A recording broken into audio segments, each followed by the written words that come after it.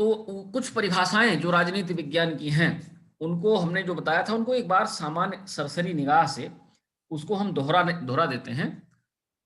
राज्य के अध्ययन के रूप में राजनीति विज्ञान, सबसे पहले जो है गार्नर ने इसको परिभाषित किया है, और गार्नर की परिभाषा है political science begins and ends with the state. Exclusive रूप से उन्होंने कहा कि राजनीति विज्ञान पूरी तरह से राज्य से संबंधित है, इसकी शुरुआत राज्य से होती है और इसका समापन, इसका अंत भी राज्य से होता है। ये जो है गार्नर ने कहा था, और आगे उन्होंने इस चीज को बताते हुए कहा था, थोड़ा सा मैं हर्ष पांडे, ये लाइन मत खींचें, हर्ष पांडे इसमें कोई किसी तरह छेड़छाड़ मत करिए बेटा। देखो मैं थोड़ी देर के लिए विराम देता हूं। गार्नर ने राजनीति विज्ञान को स्पष्ट किया और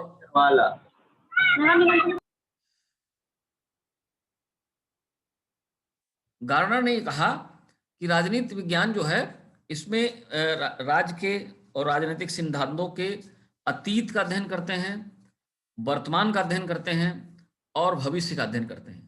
यानी पहले राज्य क्या था, उसका स्वरूप क्या था, आज के समय में राज्य का स्वरूप क्या है, और आने वाले समय में राज्य का स्वरूप क्या होगा, ये उन्होंने परिभाषित किया। फिर ब्लंसली ने परिभाषा दी।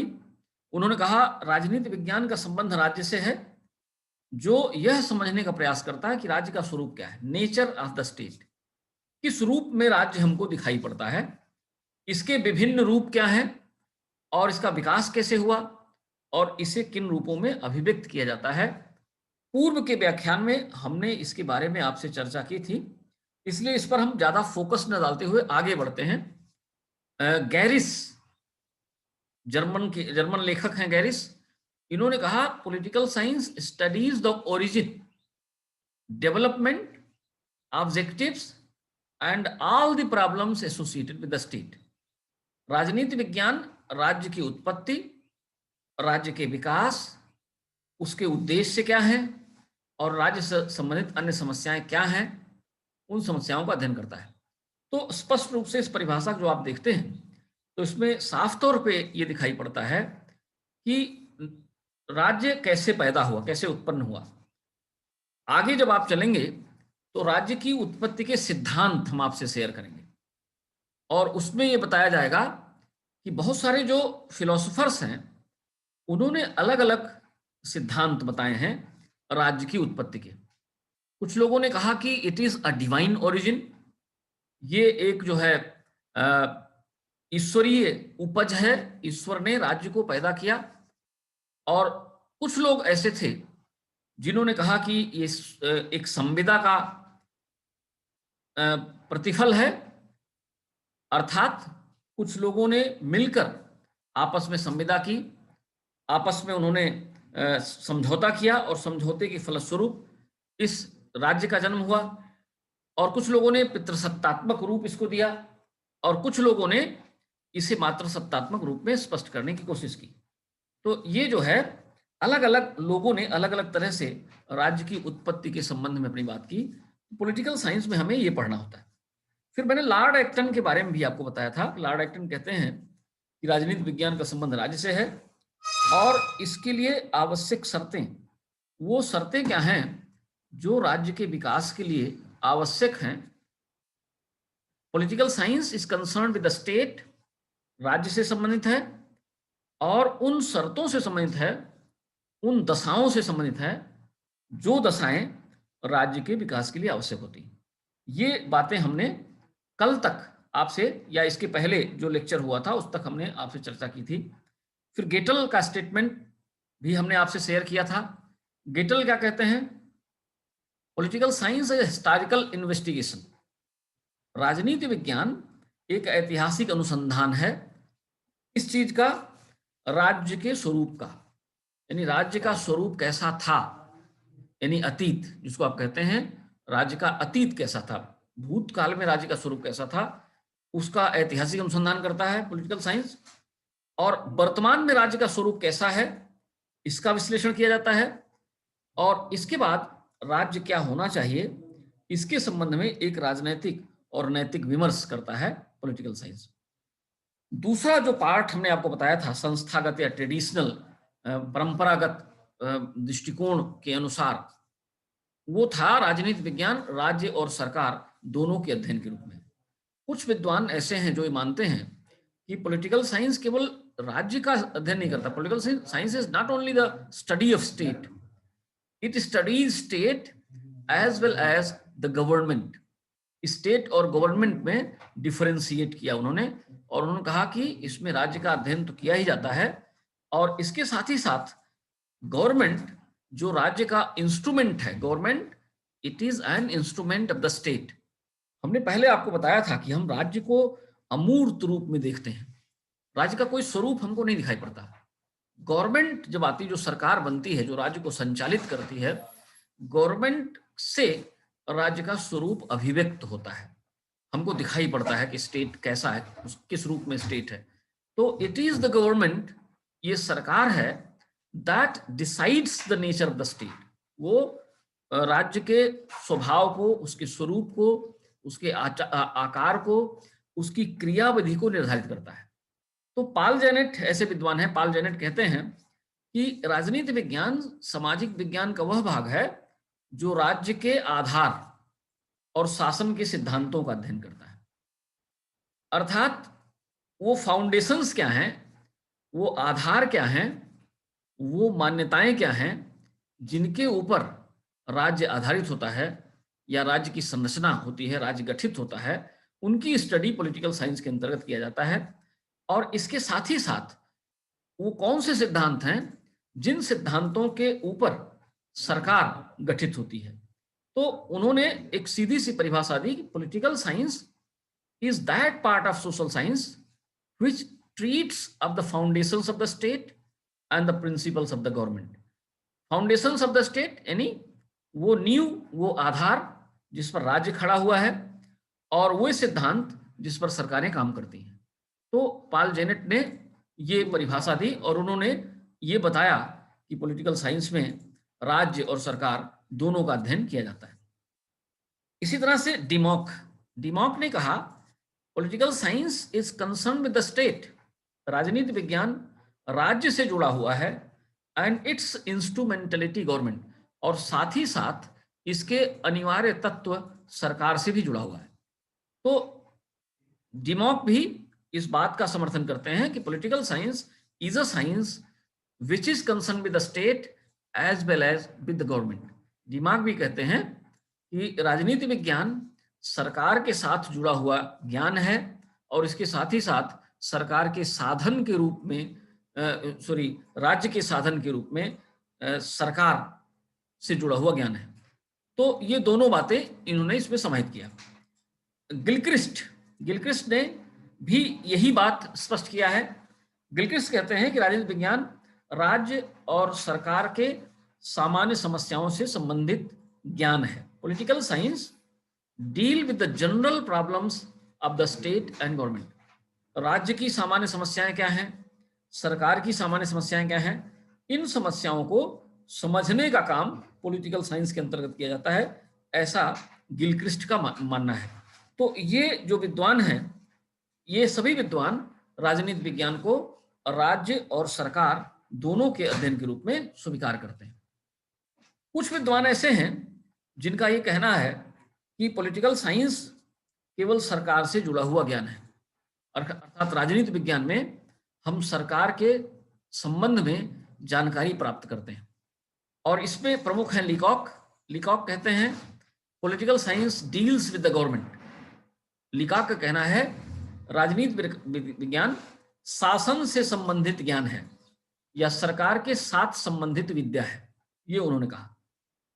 जॉन सीले ने बहुत विस्तृत रूप से परिभाषित करने की कोशिश किया है, और उन्होंने बताया कि पॉलिटिकल साइंस सरकार का अध्ययन कैसे है। वो कहते हैं political science investigates the phenomena of government as political economy deals with wealth, biology with life, algebra with numbers, and geometry with space and magnitude. उनका ये कहना है कि राजनीति विज्ञान सरकार के तत्वों का अन्वेषण उसी प्रकार से करता है जैसे राजनीतिक अर्थशास्त्र धन का विश्लेषण करता है। जीव विज्ञान जीवन का विश्लेषण करता है। बीजगणित अंकों का विश्लेषण करता है। और ज्यामिति ज्योमेट्री इसको आप कहते हैं, अंतरिक्ष और परिमाण यानी माप, ऊंचाई और दूरी जिसको आप कहते हैं, ऊंचाई और दूरी माप के अंतर्गत आता है, ऊंचाई और दूरी का अध्ययन करता है। तो ये जॉन सीले का कहना है। मैं एक बार फिर से इसको रिपीट कर देता हूं, जॉन सीले क्या कहते हैं। उन्होंने कहा political science investigates the phenomena of government. राजनीति विज्ञान सरकार के तत्वों का उसी प्रकार से अन्वेषण करती है जिस तरह से पॉलिटिकल इकोनॉमी, राजनीतिक अर्थशास्त्र धन की बात करता है। हम सभी ने पढ़ा हुआ है कि economics is the science of wealth. तो इकोनॉमिक्स में हम क्या करते हैं, धन की बात करते हैं। जीव विज्ञान है तो उसमें जीवों की स्टडी की जाती है। और ज्यामिति जो है उसमें हम ऊंचाई और दूरी का अध्ययन करते हैं, स्पेस का अध्ययन करते हैं, मैग्नीट्यूड का अध्ययन करते हैं। तो इस तरह से पॉलिटिकल साइंस भी राज्य के तत्व के रूप में सरकार से जुड़ा हुआ ज्ञान है। इसमें हम सरकार के विविध रूपों का, सरकार के विविध सिद्धांतों का अन्वेषण करते हैं, उसका शोध करते हैं और उसकी जांच करने का प्रयास करते हैं। एक और महत्वपूर्ण विद्वान है बिलोवी। बिलोवी ने कहा कि पॉलिटिकल साइंस क्या है। उन्होंने कहा कि पॉलिटिकल साइंस की 3 महत्वपूर्ण विषय हैं और इन 3 विषयों का अध्ययन राजनीति विज्ञान के अंतर्गत किया जाता है। और वो 3 प्रमुख मुद्दे हैं। राज्य एक प्रमुख मुद्दा है जिसकी बात हम लोग अभी तक कर रहे हैं, सरकार उसका दूसरा प्रमुख मुद्दा है, और उसके बाद कानून उसका तीसरा प्रमुख मुद्दा है। तो अर्थात पॉलिटिकल साइंस में स्टेट, गवर्नमेंट एंड लॉ तीनों चीजों को पढ़ा जाता है। ये बिलोवी का कहना है। तो अब आप एक चीज, विशेष बात आप इसमें देखते हैं, और वो विशेष बात यह है कि ये जितनी भी परिभाषाएं हैं, कुछ विद्वानों ने राज्य के रूप में राजनीति विज्ञान को परिभाषित करने की कोशिश किया। और राज्य क्या है, एक संस्था है। और कुछ विद्वान ऐसे हैं जिन्होंने राज्य और सरकार के रूप में पॉलिटिकल साइंस को परिभाषित करने की कोशिश की।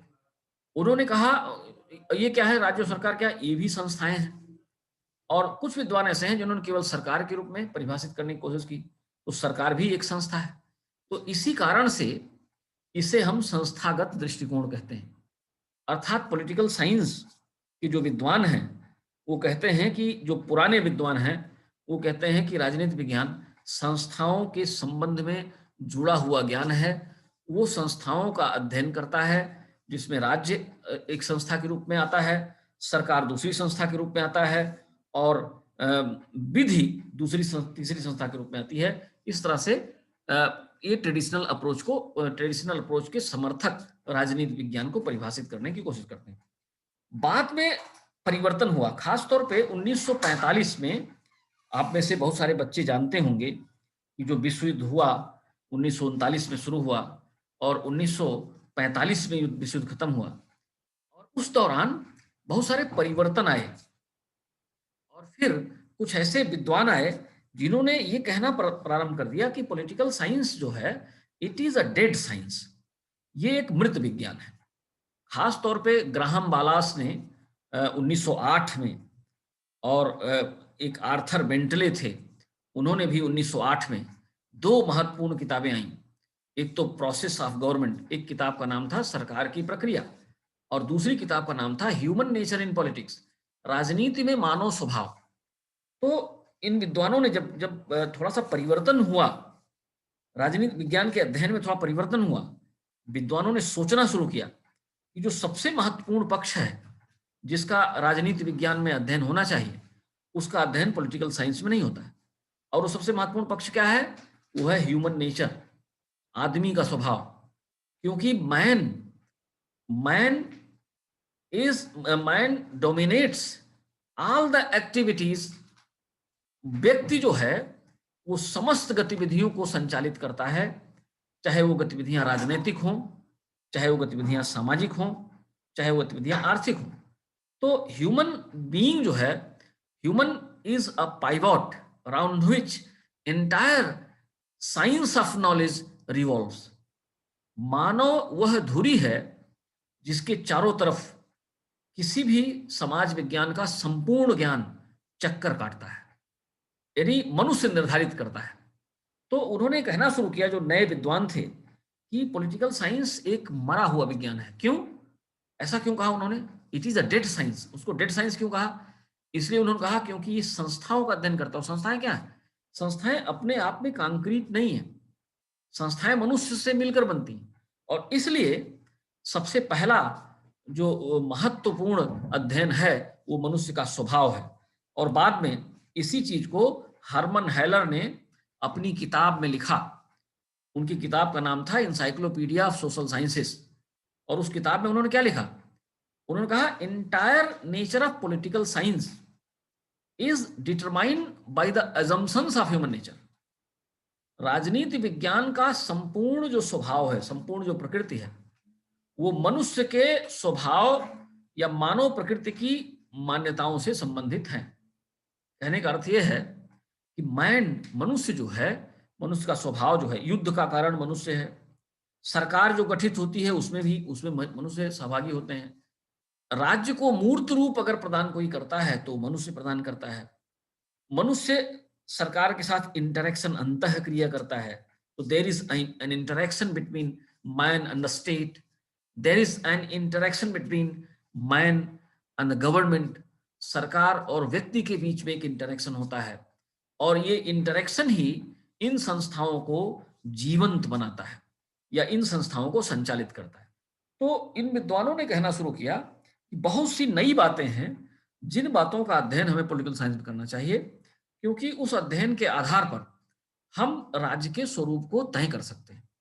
और 1945 में जो परिवर्तन हुआ, द्वितीय विश्व युद्ध खत्म हुआ, उसमें शक्ति की राजनीति का उदय हुआ, पावर पॉलिटिक्स। जो दो महाशक्तियां विश्व समुदाय में अस्तित्व में आई, अमेरिका और सोवियत रूस, इनके बीच में शक्ति की एक प्रतिस्पर्धा चली, a competition, a struggle for power. शक्ति के लिए संघर्ष का एक जो है युग शुरू हुआ, एक समय शुरू हुआ, और ये दोनों आपस में अपनी ताकत को बढ़ाने की कोशिश करना शुरू कर दिया। तो पॉलिटिकल साइंस में भी उसका प्रभाव आना चाहिए। तो उन्होंने कहा कि जो आधुनिक दृष्टिकोण के समर्थक हैं, मैंने आपको बताया था कि दो दृष्टिकोणों में परिभाषित किया गया है पॉलिटिकल साइंस को। एक तो परंपरागत, तो परंपरागत दृष्टिकोण के जो लोग हैं उन्होंने तो कह दिया, उन्होंने कहा कि राजनीतिक विज्ञान राज्य का अध्ययन करती है, राजनीतिक विज्ञान सरकार का अध्ययन करती है, राजनीतिक विज्ञान विधि का अध्ययन करती है, ठीक है। लेकिन आधुनिक दृष्टिकोण के जो समर्थक हैं उन्होंने कहना शुरू कर दिया कि ह्यूमन नेचर एक महत्वपूर्ण पक्ष है और इस पक्ष का अध्ययन पॉलिटिकल साइंस में किया जाना चाहिए। तो उन्होंने कहा पावर, शक्ति, राजनीति विज्ञान में शक्ति का प्रयोग किया जाता। मार्टिन कापलान ने कहा, उन्होंने कहा shaping and sharing of power,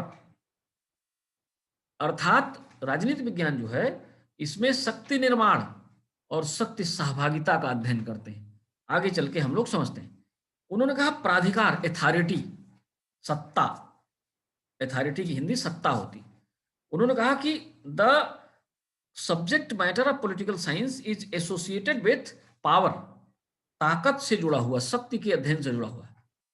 it is associated with the study of authority, सत्ता से जुड़ा हुआ है। सत्ता माने शासन का अधिकार, विधिक अधिकार जो होता है वो सत्ता बन जाता है।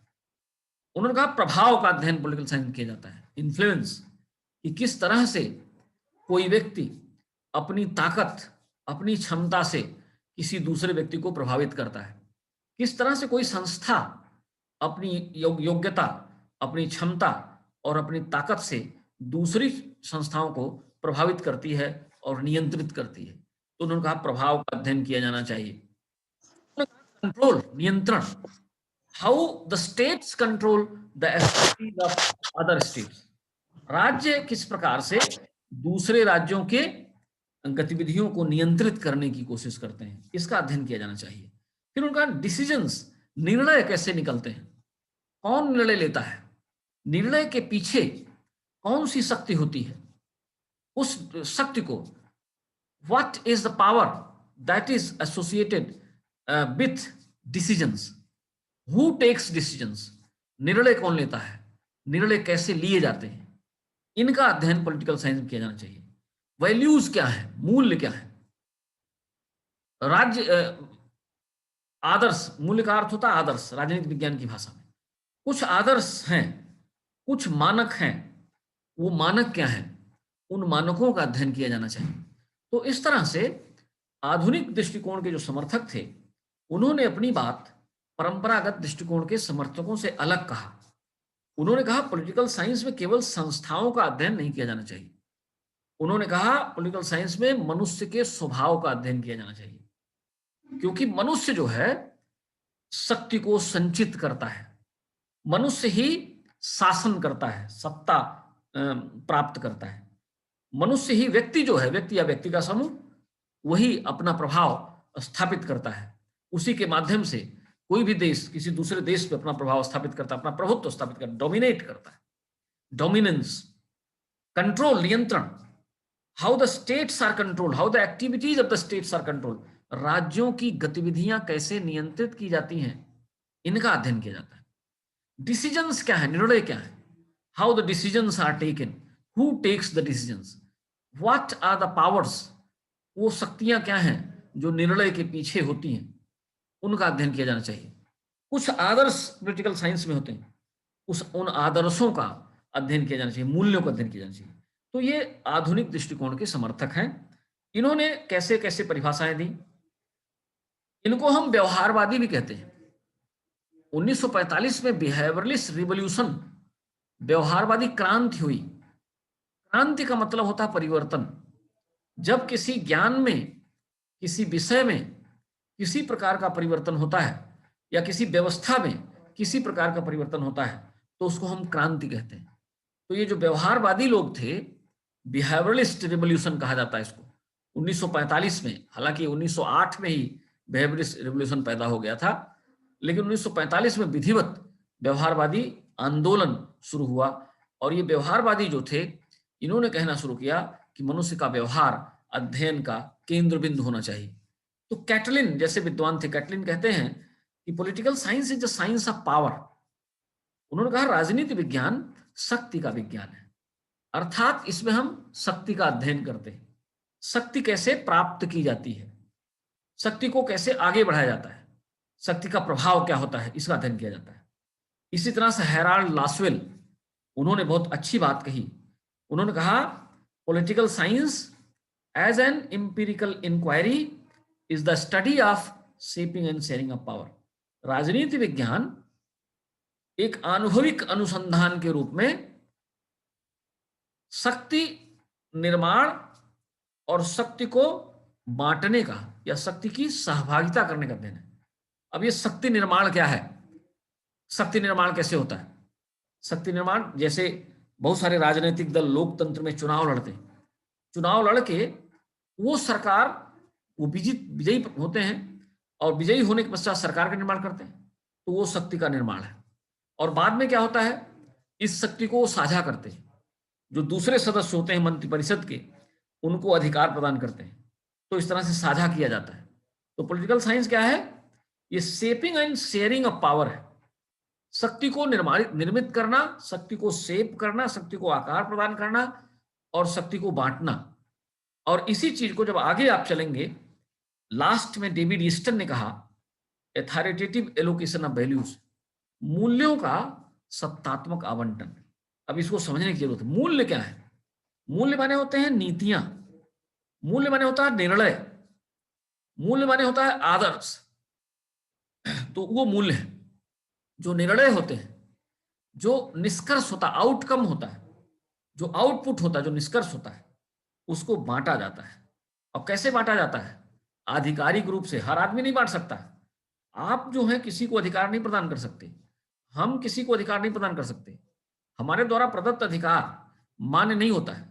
जब सत्ता को धारण करने वाला व्यक्ति कानूनी रूप से कोई अधिकार किसी को सौंपता है तो वो आधिकारिक आवंटन कहलाता है। तो डेविड बी ईस्टन ने कहा कि पॉलिटिकल साइंस क्या है? It is authoritative allocation of values when the values are allocated to different organs authoritatively. जब मूल्य दूसरे सरकार के दूसरे अंगों को मतलब एक अधिकार के रूप में, आधिकारिक रूप में बांटे जाते हैं, तो उसको हम पॉलिटिकल साइंस कहते हैं, राजनीति विज्ञान कहते हैं।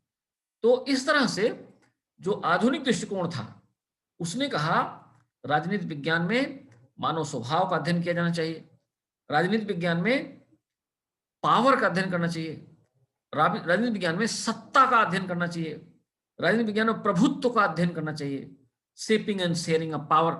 रावसन ने बताया study of power in society. Political science क्या है? समाज में शक्ति का अध्ययन है। कौन पावरफुल है, उसने पावर को कैसे प्राप्त किया और उसका उपयोग उसके द्वारा किस तरह से किया जा रहा है, इन चीजों का अध्ययन पॉलिटिकल साइंस के अंतर्गत किया जाता है। तो ये पॉलिटिकल साइंस को परिभाषित करने का व्यवहारवादी या आधुनिक दृष्टिकोण है। This is the modern and behavioural या साइंटिफिक अप्रोच। इसको हम साइंटिफिक वैज्ञानिक दृष्टिकोण भी कहते हैं कि वैज्ञानिक जो है बोलते हैं, वैज्ञानिक रूप से उन्होंने स्पष्ट करने की कोशिश किया कि ह्यूमन बिहेवियर को हम कैसे स्टडी करें, हम मेजरमेंट कैसे करें, ह्यूमन बिहेवियर का मापन कैसे करें, मानवीय स्वभाव का मापन कैसे करें। इसमें हमें वैज्ञानिक तकनीकों का प्रयोग करना होगा, वैज्ञानिक तकनीकों का प्रयोग कैसे किया जाए। तो ये चीजें इन्होंने बताया। तो अब आप, हाँ, मुझे लगता है कि ये बात आपकी समझ में आ गई होगी कि राजनीति विज्ञान के अध्ययन का परंपरागत दृष्टिकोण क्या है और राजनीति विज्ञान के अध्ययन का व्यावहारिक दृष्टिकोण या व्यवहारवादी दृष्टिकोण या आधुनिक दृष्टिकोण क्या है। तो परीक्षाएं, जब आप परीक्षा देते हैं तो परीक्षा में